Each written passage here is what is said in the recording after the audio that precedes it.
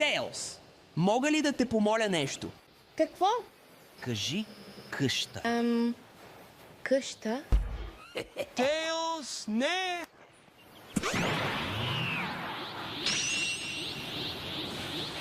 Баба ти повръща. Толкова е тихо тук. Още от малки в махните бръмчим. От качалки машите закачим. Ако сте жалки, няма да вас съжалим. Гуки пускат палки, ма много фърчим. Помощна маската ми не тяги. Всичко е толкова замръзнало. Тя не може да обижда, не познава любовта, като леден лък лалиец. От днес започвам рубриката Ругатня на деня.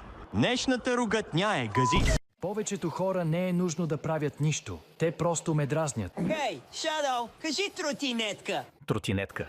Гъза ти, Светка! Дойде време за това. Ругатнята на деня е Владимир Путкин. Ако това ви беше тъпо, радвайте се, че поне никой не пя този път.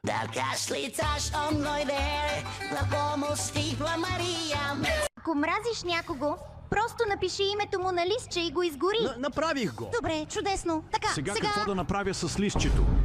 Това стана мрачно доста бързо. Знаеш ли какво още е мрачно? Аз. Зона на кояк ми е, само за парите ми е сета, брат ми е сета. Трябва да признаеш, че има доста добър глас. Без забавка, дори на български. Време е за днешната ругатня. Слави от The Fuckers.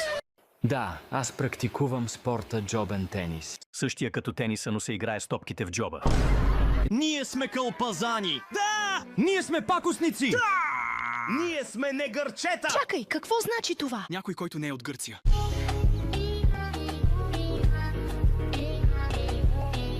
Казах думата със сна и всичко е наред. Какво каза? Да, Накълс. Какво каза?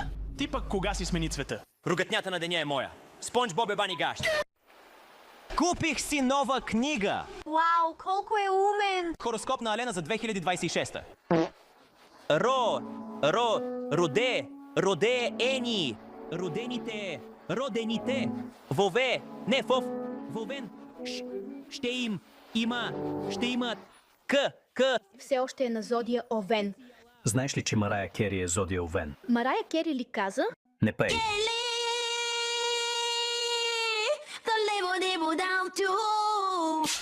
Хороскопът на Алена е кринч. Затова ругатнята на деня е Зодия Дееба. Здравей, Тейлс. Може ли да кажеш леген? Леген? Гъзът ти е зелен. Това се изтърка, Соник. Будах потенте, че си